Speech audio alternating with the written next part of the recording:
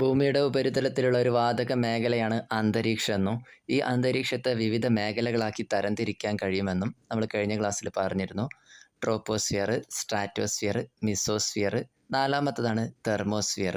മൂന്നാമത്തെ അന്തരീക്ഷ ഭാഗമായിരുന്ന മിസോസ്ഫിയർ അവസാനിക്കുന്ന ഭാഗത്തിനെ മിസോപാസ് എന്ന് വിളിക്കുമെന്ന് കഴിഞ്ഞ ക്ലാസ്സിൽ നമ്മൾ പറഞ്ഞതാണ്.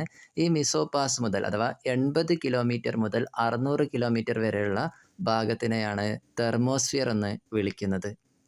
ഈ തെർമോസ്ഫിയറിൽ താപം ഗണ്യമായി വർദ്ധിച്ചു കൊണ്ടേയിരിക്കും. തൊട്ട് താഴെ ഉണ്ടായിരുന്ന മിസോസ്ഫിയറിൽ താപം വളരെ കുറവായിരിക്കും നമ്മൾ പറഞ്ഞു.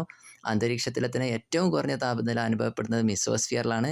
എന്നാൽ മിസോസ്ഫിയർ കഴിഞ്ഞ് അതിൻ്റെ തൊട്ട് മുകളിലുള്ള പാളിയായിട്ടുള്ള തെർമോസ്ഫിയറിൽ എത്തുന്ന സമയത്ത് താപം ഗണ്യമായിട്ട് വർദ്ധിച്ചു കൊണ്ടിരിക്കുകയാണ് ചെയ്യപ്പെടുന്നത്. തെർമോസ്ഫിയറിൻ്റെ ആദ്യ ഭാഗങ്ങളെ അയോണോസ്ഫിയർ എന്നാണ് വിളിക്കുന്നത്. ഈ അയോണോസ്ഫിയർ എന്ന് പറയുന്ന മേഖലയുടെ സഹായത്താൽ നമുക്ക് റേഡിയോ പരിപാടികളുടെ വിദൂര സംപ്രേഷണം, അതേപോലെ മറ്റു തരത്തിലുള്ള സിഗ്നലുകളൊക്കെ വിദൂര സംപ്രേഷണത്തിനായിട്ട് നമ്മൾ ഉപയോഗപ്പെടുത്തുന്നത് ഈ അയോണോസ്ഫിയറിനെയാണ്.